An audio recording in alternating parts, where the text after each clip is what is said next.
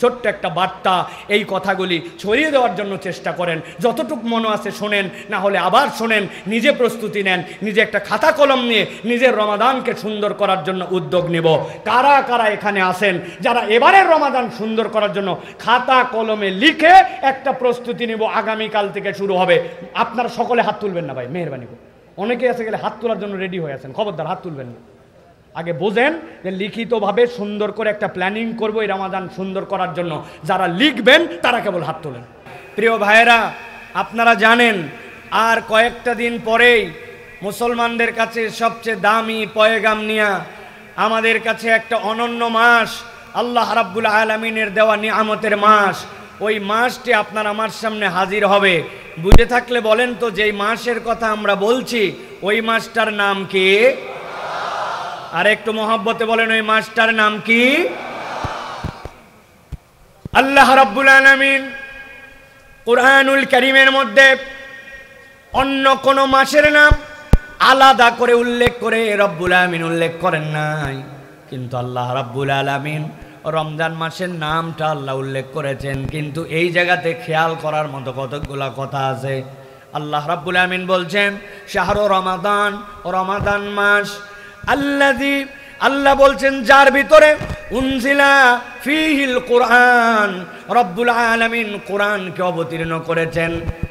আপনার আমার কনসেপ্টের মধ্যে রমজান যখন আমরা একবার চিন্তা করি, রমজান চিন্তা করার সাথে সাথে একটু ফেয়ারলি যদি আপনি বলেন, তাহলে দেখবেন আপনার চিন্তার মধ্যে রমাদান মানে রোজা, রমাদান মানে আপনার আমার জন্য সিয়াম পালন, এই কনসেপ্টটা আপনার আমার মধ্যে সর্বপ্রথম আছে।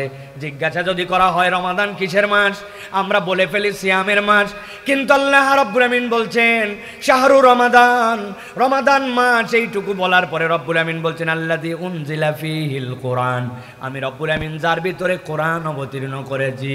এরপরে রব্বুল আমিন এবার কোরআনের পরিচয় দিচ্ছেন, রমাদানের পরিচয় দিচ্ছেন না। আল্লাহ বলছেন এই কোরআনটা কে? আল্লাহ বলছেন হুদাল লিন্নাস ওয়া বাইয়িনাতিম মিনাল হুদা ওয়াল ফুরকান। আল্লাহ বলছেন এই কোরআনটা হচ্ছে মানবতার জন্য কিয়ামত পর্যন্ত পথ প্রদর্শক। আর রব্বুল আলামিন বলছেন আমি যেইটাকে হুদা বললাম এইটা যে কোনো জায়গার জন্য পথ প্রদর্শক নয়, বরং সত্য এবং মিথ্যার মাঝে পার্থক্য করে, যে সেটা হচ্ছে কোরআন। সুবহানাল্লাহ। ভালো করে খেয়াল করেন তাহলে, রব্বুল আলামিন রমজান বললেন, এরপরে আল্লাহ রাব্বুল আমিন আগে সিয়ামের কথা বলেন নাই, রব্বুল আমিন বলছেন রমজান মূলত কোরআনের মাস। এরপরে আল্লাহ কোরআনের পরিচয় দিলেন, তারপরে আল্লাহ বলছেন ফামান শাহিদা মিনকুমুশ শাহরা ফালইয়াসুম, আমি আল্লাহ রাব্বুল আমিন দায়িত্ব দিলাম এই কোরআনওয়ালা মাসটা তোমরা যদি কেউ পেয়ে যাও, আমি রব্বুল আমিন তোমাদের জন্য নির্দেশনা দিলাম, তাহলে তোমরা সিয়াম পালন করো। তোমাদের জন্য রব্বুল আলামিন সিয়াম পালন করার দায়িত্ব বানালেন। তাহলে রমাদান আপনাকে মনে রাখতে হবে, প্রথম হচ্ছে আপনার আমার জন্য রমাদান হচ্ছে কোরআনের মাস। কিসের মাস? কোরআনের মাস। আল্লাহ বলছেন এরপরে ওই মাসের মর্যাদা আল্লাহ দিয়েছেন সিয়াম দ্বারা।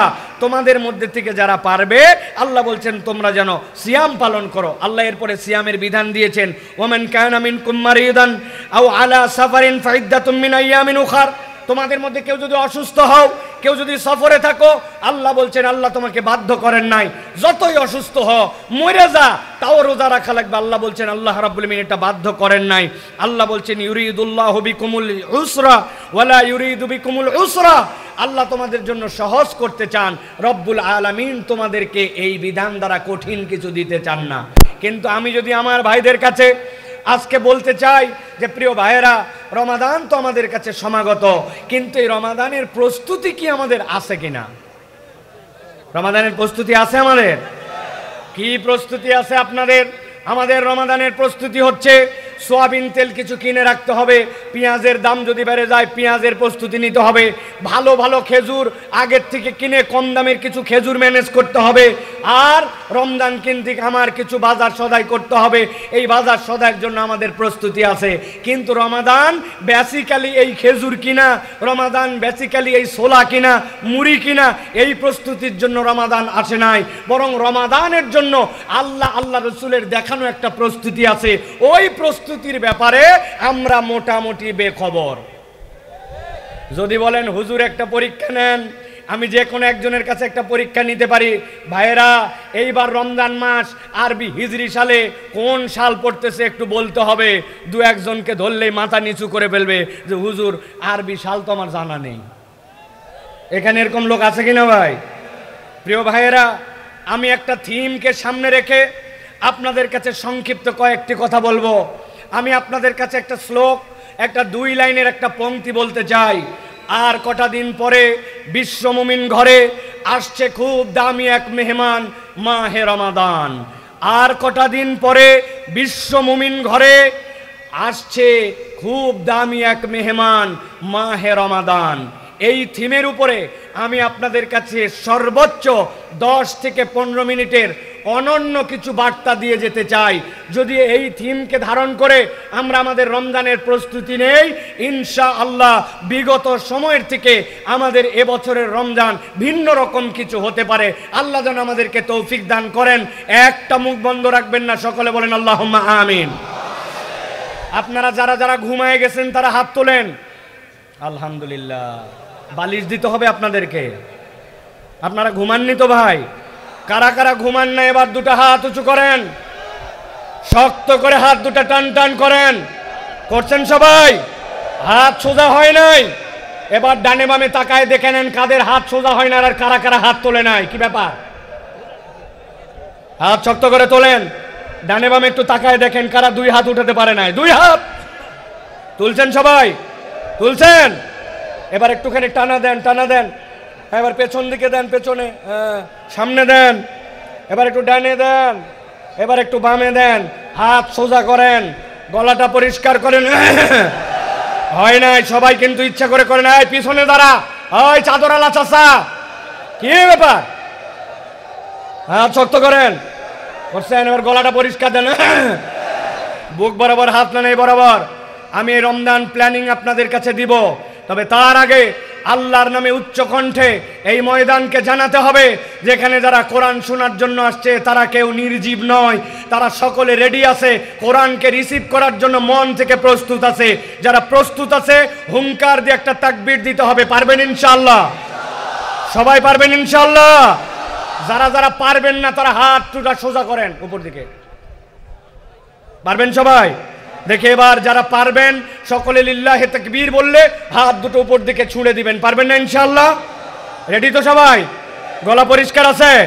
দেখে এটা তাকবীর দেন। লিল্লাহে তাকবীর, লিল্লাহে তাকবীর। আল কোরআনের আলো, আল হাদিসের আলো। তোমার নেতা আমার নেতা, তোমার নেতা আমার নেতা। আলেম ওলামা যেখানে, আল্লাহর আইন যেখানে। লিল্লাহে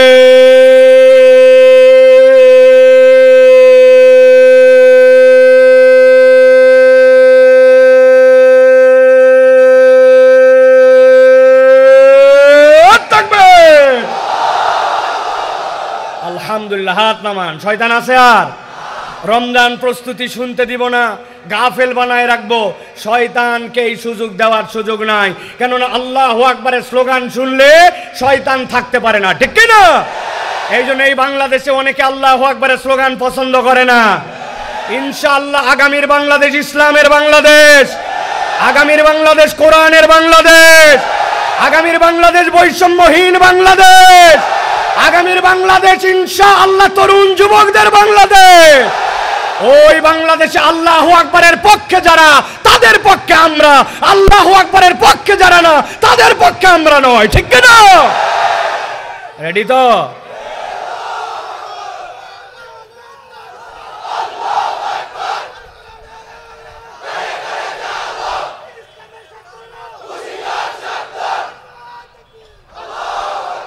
আলহামদুলিল্লাহ। এখন তাহলে মোটামুটি এনার্জি ফুল ফুল। আমরা তাহলে এখন মূল আলোচনায় প্রবেশ করি। আর কটা দিন পরে বিশ্ব মুমিন ঘরে আসছে খুব দামি এক মেহমান, মাহে রমাদান। প্রিয় ভাইয়েরা, আমরা যদি একটুখানি লক্ষ্য করি তাহলে আমরা যদি আমাদের কোনো মেহমান এরকম যদি থাকেন যিনি বিদেশে থাকেন অথবা অনেক দিন পর আমাদের বাড়িতে আসতেছেন, আপনি খেয়াল করলে দেখবেন ওই মেহমান যদি আপনার ব্যক্তিগত পছন্দনীয় আপন আত্মীয় হয়, তাহলে ওই মেহমানের জন্য আপনার একটা প্রস্তুতি আছে কি না? কি ধরনের প্রস্তুতি নেন? আপনার মেহমান যত আপনার আপন হবে, আপনার মেহমান যত আপনার পছন্দনীয় হবে, তার জন্য আপনার প্রস্তুতি তত হবে।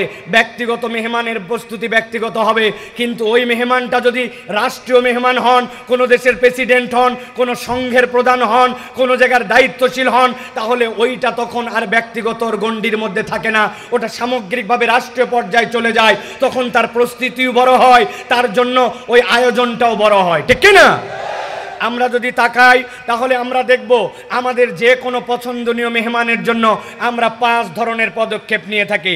1 নম্বর, আমরা মেহমানের জন্য রিসিপশন তথা তার জন্য একটা অভ্যর্থনার ব্যবস্থা করি। কিভাবে অভ্যর্থনার ব্যবস্থা করি?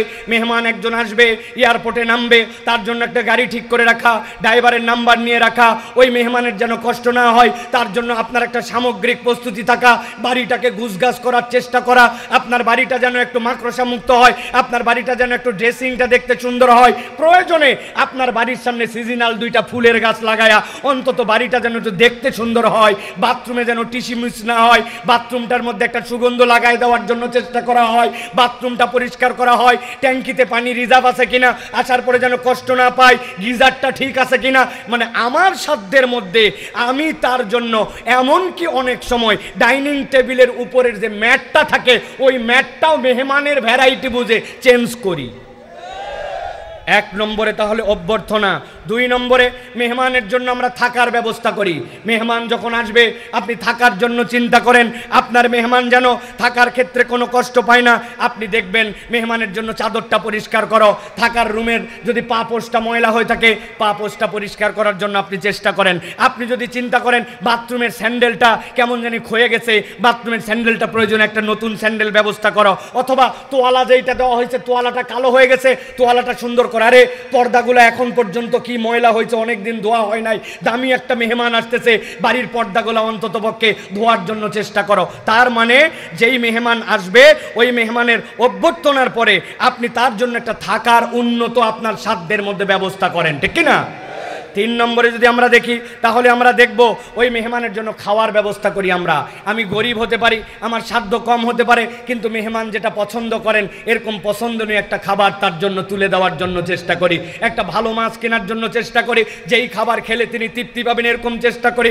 অন্য সময় সালাদ হয়তো অত মনোযোগ দিয়ে বানাই না, শশা কেবল চাকচাক করে কাটলাম, টমেটো চাকচাক করে কাটলাম, কিন্তু মেহমান ভিআইপি, এই জন্য সুন্দর করে ঝুরি ঝুরি করে কেটে টমেটোর সাথে দিয়া সালাদ মিশায়া সাথে লেবুর আয়োজন করে, মানে তিনি যেন খেয়ে তৃপ্তি পান ওই রকম করে তার জন্য আমি খাদ্যের আয়োজন করি।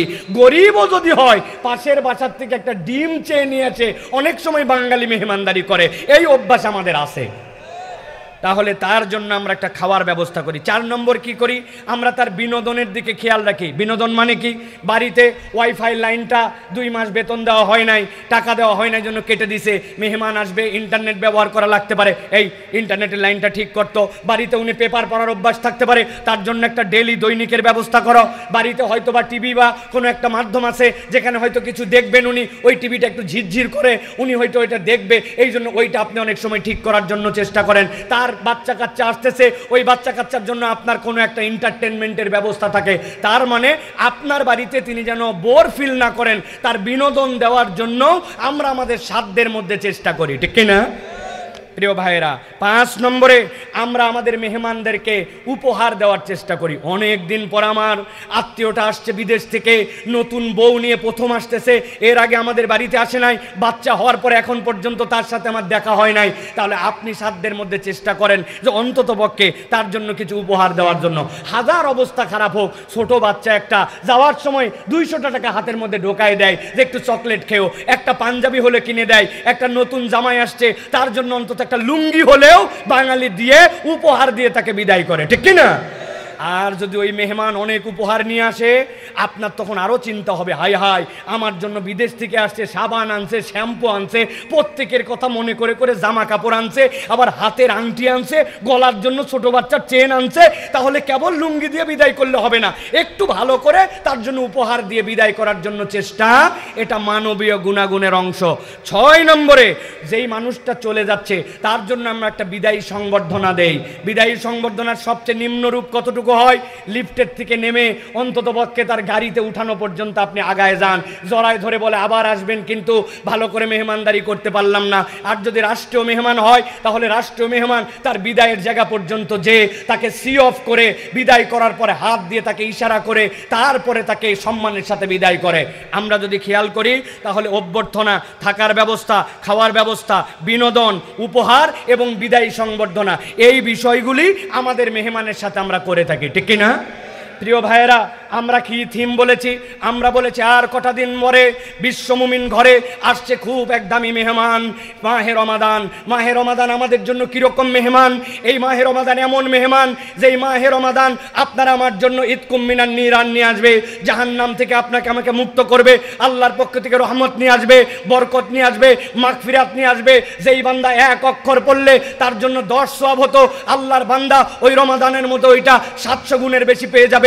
এমন এক রাত আল্লাহ রাব্বুল আমিনের মধ্যে দিয়েছেন, ওই বান্দা এক রাত্রে ইবাদতে কমসে কম 84, উপরে তার জান্নাতে যাওয়ার জন্য যতটুকু লাগে ততটুকু পর্যন্ত রব্বুল আলামিন তাকে দিয়ে দিবেন। এই রকম মাহে রমাদান আপনার আমার জন্য শয়তানকে আটকায়া জাহান্নামের দরজা বন্ধ করে জান্নাতের দরজা খুলে আপনার জন্য এরকম এক ভিআইপি মেহমান আসতেছে। জিজ্ঞাসা করতে চাই, যে এই মেহমান এত কিছু নিয়ে আপনার কাছে আসতেছে, তার অভ্যর্থনা কি হবে, তার থাকা কি হবে, তার খাওয়া কি হবে, তার বিনোদন কি হবে, তার উপকার কি, উপহার কি হবে, আর তার বিদায়ী সংবর্ধনা কি হবে? এ বিষয়ে কি আপনার আমার কনসেপ্ট ক্লিয়ার আছে? একটু আগে আপনাদের কাছে জিজ্ঞাসা করেছিলাম রমজানের প্রস্তুতি আছে কিনা। আছে মানে ছোলা কিনে ফেলছি হুজুর, এই বছর আল্লাহর দয়ায় পেঁয়াজের দাম কম, তাও 5 কেজি পেঁয়াজ কিনে রাখছি। সোয়াবিন আমার বউ আগের থেকেই বলছে দাম বাড়ে কি কমে জানি না, পেঁয়াজি যেহেতু ভাজাই লাগবে, আর বাঙালির পেঁয়াজি বেগুনি না হলে ইফতারি হবে না, অতএব 10 কেজি সোয়াবিন রেডি, আমার রমাদান শুরু। তাই না ভাই? চলেন এবার একটু হিসাব মিলায় দেখি। রমাদান আমাদের কাছে আসতেছে, এই রমাদানের অভ্যর্থনা আপনার আমার জন্য কি হবে? রমাদান তো সেরকম কোনো রাষ্ট্রদূতের মতো শরীর নিয়ে আসতেছে না, অথবা রমাদান তো তার আক্ষরিক কোনো অবয়ব নিয়ে আমাদের কাছে আসতেছে না। কিন্তু এই রমাদানের অভ্যর্থনা কি হবে? যেরকম আমি আমার বাসা গুছাই, যেরকম আমি আমার বাসার জন্য প্রস্তুতি নেই, যেরকম আমার ভ্যাসটার মধ্যে একটা ফুল রেখে দিয়ে অন্তত পক্ষে মেহমানের জন্য আমার ফুলদানিটা সাজানোর চেষ্টা করি, আমার জন্য তার বাড়ির সামনে ফুল লাগানোর চেষ্টা করি, বাথরুমের দুর্গন্ধ দূর করার জন্য চেষ্টা করি, তোয়ালাটা পরিবর্তন করার চেষ্টা করি, এটা মেহমানের জন্য অভ্যর্থনা। তার জন্য এয়ারপোর্টে তার গাড়িতে আসার জন্য যেন কোনো সমস্যা না হয়, ড্রাইভারের নাম্বারটা পর্যন্ত হোয়াটসঅ্যাপ করে দিয়ে রাখি। কিন্তু আমার রমাদানের অভ্যর্থনা আমার জন্য কি হবে? প্রিয় ভাইরা, রমাদানের অভ্যর্থনা হচ্ছে মুমিন জীবনের হৃদয়ের মধ্যে একটা ব্যাকুলতা থাকবে। রমাদান আসতেছে, ওই রমাদানের জন্য সে দিন গুণা শুরু করবে। নবী করিম সাল্লাল্লাহু আলাইহি সাল্লামের ব্যাকুলতা ছিল, 2 মাস আগের থেকে নবীজি দোয়া করতেন, আল্লাহুম্মা বারিক লানা ফি রজব ওয়া শাবান ওয়া বাল্লিগনা ফি রমাদান। হাদিসের মধ্যে আসতেছে নবী করিম সাল্লাল্লাহু আলাইহি সাল্লামের সাহাবায়ে কেরাম 6 মাস পার হয়ে যাওয়ার পর থেকেই রমজানের জন্য প্রহর গুনতে শুরু করতেন। রমজানের জন্য আপনার অভ্যর্থনা, আপনার মনের তামান্না, আপনার তাড়না, এটা প্রত্যেক ইমানদারের মধ্যে থাকতে হবে। রমাদান যেদিন শুরু হলো সেদিন থেকে আপনি শুরু করলেন এরকম নয়, বরং আপনার হৃদয়ের মধ্যে এটার জন্য আকর্ষণ থাকতে হবে। আর সর্বশেষ এই রমাদানের জন্য একটা আকর্ষণ, একটা অভ্যর্থনা আপনাকে দিতেই হবে।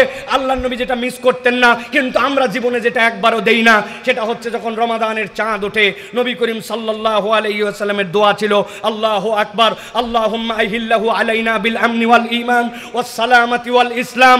আল্লাহর কাছে নবী করিম সাল্লাল্লাহু আলাইহি ওয়াসাল্লাম যখনই চাঁদ উঠতো বলতেন, আমার রব বড়, হে আল্লাহ আমি আপনার কাছে বলতেছি, আল্লাহ এই চাঁদের ভিতরে আমার ঈমানের নিরাপত্তা দেন, আমার জন্য নিরাপত্তা দেন, আমার আমলের নিরাপত্তা দেন, ওয়াত তাওফীক লিমা ইউহিব্বু ওয়া তারদা। আল্লাহ আপনি যেটা পছন্দ করেন, আপনি যেটাতে খুশি হন, ওইটা বেশি বেশি করার তৌফিক দান করেন। আর হে চাঁদ, জেনে রাখো আমি তোমাকে বলতেছি, রব্বি ও রব্বুক আল্লাহ, তোমার রব আল্লাহ, আমার রব আল্লাহ। সুবহানাল্লাহ। নবী করিম সাল্লাল্লাহু আলাইহি সাল্লাম সব সময় রব চাঁদ উঠলে নবী করিম সাল্লাল্লাহু আলাইহি ওয়াসাল্লাম দোয়া করতেন। আপনার আমার এরকম কোনো চিন্তা নাই, বরং আমরা টিভির উপর নির্ভর করে আছি। এই চাঁদ দেখা গেছে নাকি, হেলাল কমিটিরা নির্ভর করে আছে ওই জায়গায়, হেলাল কমিটি বানাইছে কেবলমাত্র নাস্তা করার জন্য, এছাড়া কোনো কাজ নাই। তারা হেলাল কমিটির অপেক্ষায় আছে আমরা, কখন টিভিতে চাঁদ উঠবে, কখন জানা যাবে। এক বন্ধু আবার এশার নামাজের পরে বলছে যে চাঁদ উঠে গেছে কিন্তু খবর আছে, তারাবির জন্য দৌড় দে। তখন ওই ব্যক্তি পেরেশান হয়েছে। অথচ চাঁদ দেখার যে একটা আমল, ওটা যে রমাদানের জন্য অভ্যর্থনা, বাচ্চা কাচ্চা সকলকে নিয়ে যাওয়া, চাঁদ দেখা, চাঁদের দোয়া শেখানো চাঁদ দেখার জন্য, তাহলে বোঝা যাবে যে আপনি রমাদানের প্রস্তুতি আছে আপনার মনে। সে আপনার জন্য ক্ষমা নিয়ে আসতেছে, সওগাত নিয়ে আসতেছে, মাগফিরাত নিয়ে আসতেছে। এখন থেকেই তাহলে দিন গণনা করে রমাদানের জন্য অপেক্ষা করা, ওই মেহমানের জন্য আপনার হৃদয়ের মধ্যে তামান্না, প্রস্তুতি নেওয়া, ওই রমাদানকে টার্গেট করে প্ল্যানিং করা, এইটা হচ্ছে রমাদানের জন্য অভ্যর্থনা। মনে থাকবে? মনে থাকবে প্রিয় ভাইয়েরা। 2 নম্বরে, রমাদানের মধ্যে, রমাদান আসছে, এখন মেহমানের জন্য আপনি থাকার ব্যবস্থা করবেন। রমাদানকে আপনি কি খাওয়াবেন? বড় বাপের পোলায় খায়, ঢাকার লোক খায় বিখ্যাত ইফতারি ভাই। আপনারা মনে করতেছেন মাটন রোস্ট আর বিভিন্ন ধরনের চপ, স্বামী কাবাব, স্ত্রী কাবাব, হাঁড়ি কাবাব, বটি কাবাব, দাও কাবাব, কোদাল কাবাব আছে না ভাই? আপনি চিন্তা করছেন হ্যাঁ হ্যাঁ হ্যাঁ আমার রমজানকে আমি এইগুলা খাওয়াবো। জি না, রমাদান আপনার এটা খায় না। রমাদানের খাদ্যকে ভালো করে জেনে রাখেন। আপনি যদি আপনার রমাদানকে সুন্দরভাবে খাওয়াতে চান, তাহলে আপনার সালাদকে সুন্দর করতে হবে। কেননা যার সালাদ সুন্দর, রমাদানে তার খাদ্য তত সুন্দর।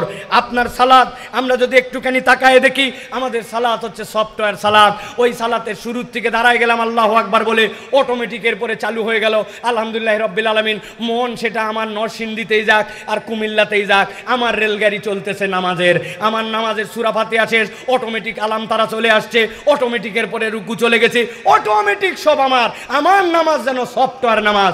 আমার নামাজের মধ্যে আমার কোনো চিন্তা নাই, ভাবনা নাই, পরিকল্পনা নাই। এমনকি আমার নামাজ যে ঠিক হচ্ছে কিনা এইটাও কোনোদিন চিন্তা করি নাই। আপনার মসজিদে কত মাহফিল হলো, কত আয়োজন হলো, কিন্তু আপনার আমার মসজিদে কি কখনো নামাজের ওয়ার্কশপ হয়েছে? বলে হুজুর নামাজের আবার ওয়ার্কশপ কি জিনিস? হ্যাঁ, নামাজের একটা ওয়ার্কশপ। আমি আমার রুকু তো দেখতে পাই না, হুজুর দেখেন তো আমার রুকুটা ঠিক আছে কিনা। আমি আমার সিজদা তো ঠিক মতো দেখতে পাই না, আমার সিজদা ঠিক আছে কিনা।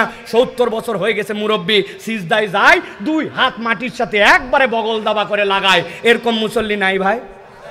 এরকম করলে যে নামাজ হবে না এরকম নয়, কিন্তু এইটা একটা মাকরু। আপনি জানেন না আপনার নামাজটা সুন্দর হয় নাই। যার নামাজ সুন্দর হয় না, ওই ব্যক্তির সাথে রমাদান প্রপারলি থাকে না। কেননা নবী করিম সাল্লাল্লাহু আলাইহি সাল্লাম বলেছেন, মান কামা রমাদানান ঈমানান ওয়া ইহতিসাবান গুফিরা লাহু মা তাকাদ্দামা মিন যামবিহি।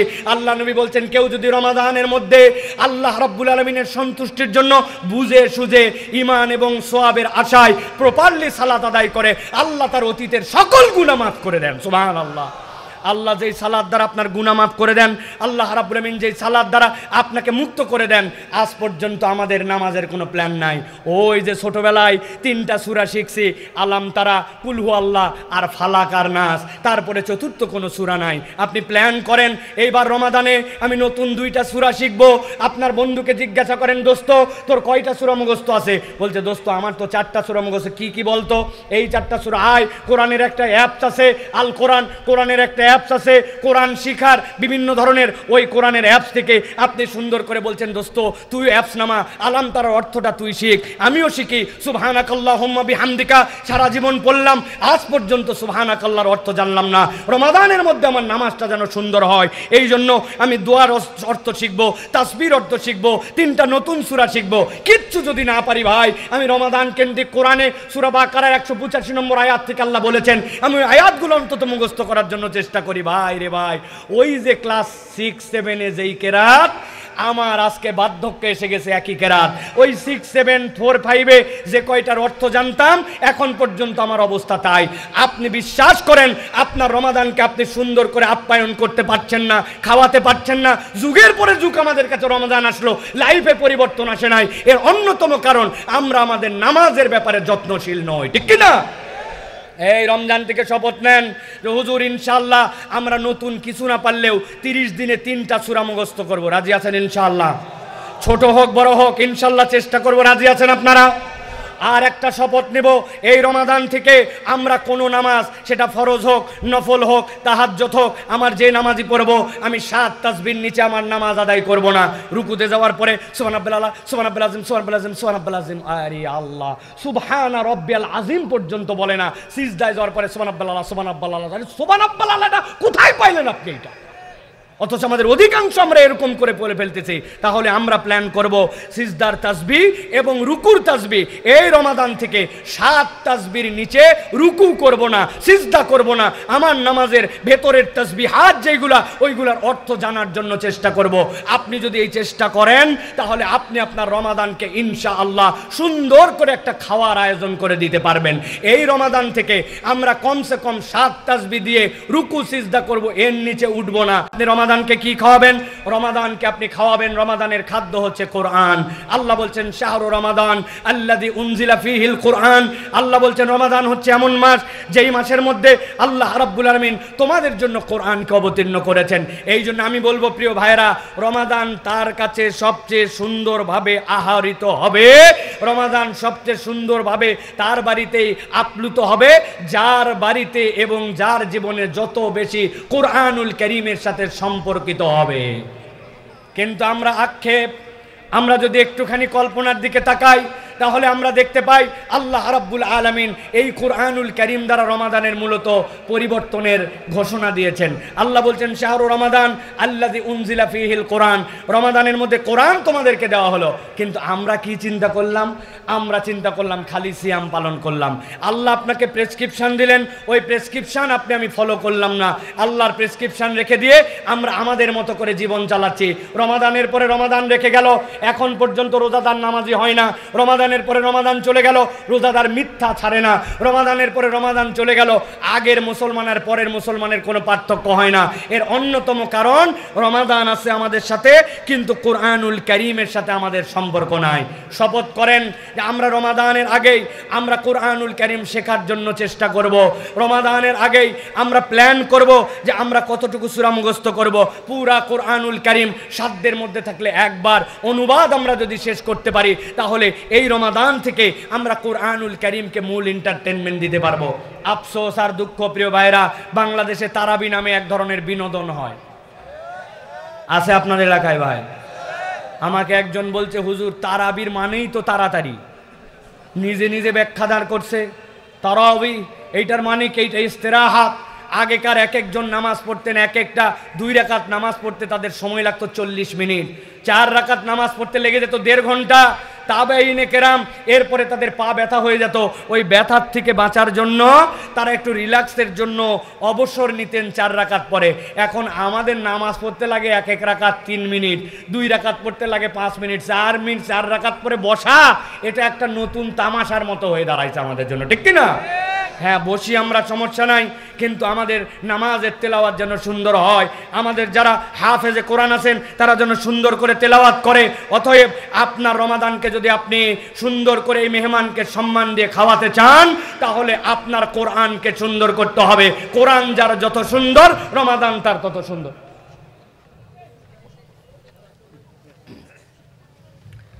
প্রিয় ভাইয়েরা, এরপরে আপনাদের কাছে যেটা বলেছি, আর কটা দিন পরে বিশ্ব মুমিন ঘরে আসছে খুব দামি এক মেহমান, মাহে রমাদান। ওই রমাদানের জন্য চতুর্থ যে বিষয়, সেটি হচ্ছে বিনোদন। আপনি আপনার বাড়িতে যখন কোনো মেহমান এসেছে, তার জন্য কি বিনোদনের ব্যবস্থা করেছেন?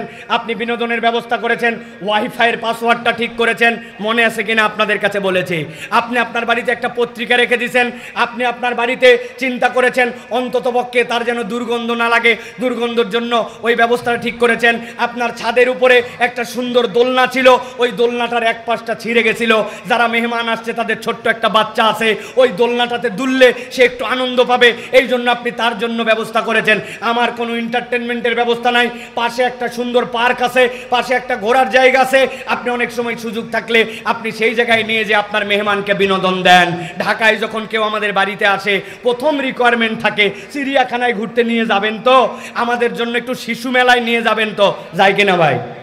প্রিয় ভাইয়েরা, এখন আপনার জন্য রমাদানকে আপনি কি বিনোদন দিবেন, ভালো করে এই পয়েন্টটা মুখস্থ রাখেন। রমাদানের বিনোদন হচ্ছে আপনার আচার আচরণের পরিবর্তন। রমাদান আপনার কাছ থেকে দোলনাতে উঠবে না, রমাদান আপনার কাছ থেকে শিশু মেলায় যাবে না, চিড়িয়াখানা দেখতে যাবে না, কিন্তু যেই রমাদান আপনার জন্য এতগুলা পয়গাম সওগাত নিয়ে এসেছে, ওই রমাদানের বিনোদন হচ্ছে আচার আচরণের পরিবর্তন। প্রিয় ভাইরা, আমি মিথ্যা কথা অব্যাহত রেখেছি, আমি চগলখুরি করি, আমি এখন পর্যন্ত বান্দার হক নষ্ট করি, গীবত গিল্লা করি, আমি এখন পর্যন্ত কথাবার্তায় সুন্দর নয়। আপনার রমাদান আপনার কাছ থেকে বিনোদন পায় নাই, অথবা আপনাকে একটা প্ল্যানিংয়ের মধ্যে আসতে হবে। এইবার রমাদানে আমি বিনোদন দিতে চাই।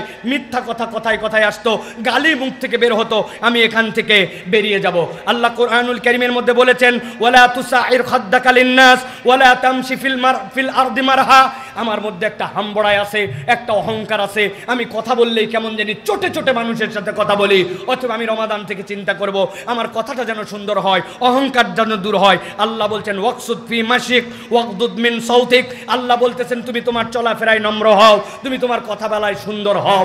আমি এখন থেকে আমার এই সকল জিনিসগুলো আইডেন্টিফাই করব।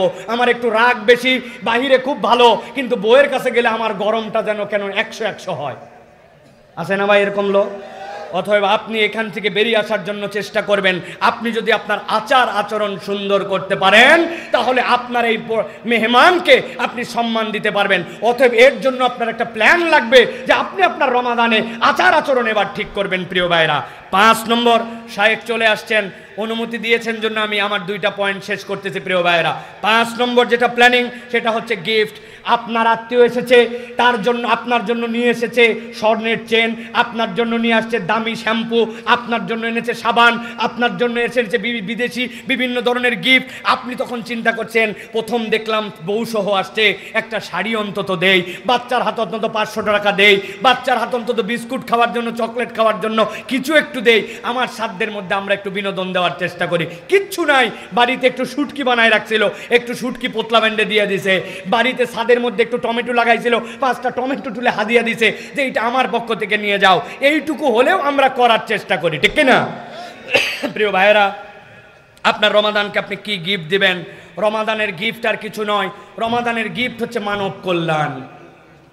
আপনি আপনার দুনিয়াতে একটা ডায়লগ বের করেছেন, নিজে বাঁচলে বাপের নাম। এর থেকে বড় ইসলামের নামে তহমত আর কিছু হতে পারে না। মুসলমান কখনো এই সংজ্ঞা দিতে পারে না। আল্লাহ বলছেন কুনতুম খয়রা উম্মাহ উখরিজাত লিন্নাস, তোমাকে সৃষ্টি করা হয়েছে মানুষের জন্য, আপনি খালি আপন আপন ভাবনা নিয়ে আসেন। রমাদানকে যদি বিনোদন দিতে চান, তাহলে আপনার জন্য মানব কল্যাণের চেষ্টা করতে হবে। দুস্থ, অনাথ, যেই সকল বিপদগ্রস্ত, তাদের পাশে দাঁড়াতে হবে। আপনার প্রচেষ্টা হবে আপনার সাধ্যের মধ্যে মানব কল্যাণে কিছু করা। কিচ্ছু পারি নাই, মসজিদের অজুখানাটা আমি পরিষ্কার করে, মসজিদের পাশে ওয়ালে কারা যেন পোস্টার লাগাইছে, পোস্টারটা তুলে দিছি। একটা ছোট্ট একটুখানি রাস্তা ছিল, যে রাস্তার পুলের গোড়াটা এখন পর্যন্ত কেন জানি মিলে নাই, গাড়িগুলো ওঠার সময় একটু ধাক্কা খায়। হ্যাঁ রাখ, এটা সড়ক ও জনপদের কাজ, আমার কাজ কিনা না। আপনি চিন্তা করছেন আমি একটুখানি মানব কল্যাণের চিন্তা করে এই রাস্তাটা একটু ঠিক করে দেওয়ার জন্য চেষ্টা করি। কোনো একটা ভাই বিপদে পড়ছে, তার জন্য একটু আগায় যায়। আপনি যদি মানব কল্যাণের কোনো একটা শপথ নেন, সমাজ পরিবর্তনের সারথি হন, আপনি আপনার প্রোগ্রামে কেবল ব্যক্তিগত না রেখে সামগ্রিক যারা ভালো কাজ করে তার সাথে একটু যুক্ত হন, আল্লাহ রাব্বুল আলামিন আপনাকে আমাকে যে রমজান দিয়েছিলেন, ওই রমাদান তাহলে আপনার পক্ষ থেকে একটা গিফট পাবে। এই জন্যই বলা হচ্ছে ইন্না হাদা কানা লাকুম জাযাআন ওয়া কানা সা'য়ুকুম মাশকুরা। তোমাদের মধ্যে থেকে ওই প্রচেষ্টা, যেই প্রচেষ্টাগুলো আল্লাহ পছন্দ করেন, ওইটা করলে তুমি আল্লাহর কাছেও প্রশংসিত হবে, আল্লাহ সেটা কৃতজ্ঞতার সাথে স্মরণ রাখবেন। কোন কাজ? যেটা তার বান্দার কল্যাণের জন্য বান্দা করে। অতএব এই রমাদানে আমাদের প্রস্তুতির একটা অংশ হচ্ছে রমজানকে গিফট দেব মানব কল্যাণ দিয়ে। সর্বশেষ যেটা বলতে চাই, প্রিয় ভাইরা, রমাদানকে আমরা বিদায় দিব, আমাদের বিদায় দেওয়ার সময় সংবর্ধনা দেই। কি বলেছিলাম? কিছু দূর আগায় যায় অন্তত পক্ষে তাকে একটা বিদায় দেওয়ার জন্য চেষ্টা করি না ভাই? রমাদানের বিদায় কি হবে? রমাদানের বিদায় আর কিছু নয় প্রিয় ভাইরা, রমাদানের সবচেয়ে বড় সম্পদ, ইমানদারের সবচেয়ে বড় হাতিয়ার, সেটা হচ্ছে রমাদানের বিদায় হচ্ছে উত্তম দোয়ার প্র্যাকটিস করা। এই পয়েন্টে কথা বললে আপনারা মনে কষ্ট পান প্রিয় ভাইরা, আমরা আল্লাহর কাছে ফেরতও আসি না, আল্লাহর কাছে আমরা দোয়াও করি না। অথচ আল্লাহ বলছেন আফালা ইয়াতুবুনা ইলাল্লাহ ওয়া ইস্তাগফিরুনাহু, তোমরা কি আল্লাহর কাছে ফেরত আসবে না এবং তার কাছে ইস্তেগফার করবে না? আপনি আমি আল্লাহর কাছে দোয়া করি আর ইস্তেগফার করি। আমি শত জায়গায় বলি এই দোয়া এই ইস্তেগফার অনেক সময় এটা স্বয়ং আমাদের জন্য বেয়াদবি হয়। আল্লাহ চাইতে বলছে কেমনে আর আমি চাই কেমনে? আমার চাওয়ার সাথে আল্লাহর যে বলে দেওয়া পদ্ধতি তার কোনো মিল নাই। ভালো করে খেয়াল করেন, এই পয়েন্টটা মাথার মধ্যে ঢুকায় রাখেন। আপনি নামাজের মধ্যে আল্লাহর কাছে সালাম ফিরিয়েছেন, ফেরার পরে আল্লাহর কাছে তাসবিহ হাতের পরে দোয়া করবেন। কে হিসাব বেয়াদব আমরা, হাত তুলতে দেরি রব্বানা আছে কিনা ভাই? আছে। আপনি এই যে কি বলে আল্লাহর কাছে চপাত চপাত করে মারিয়ে দিলেন।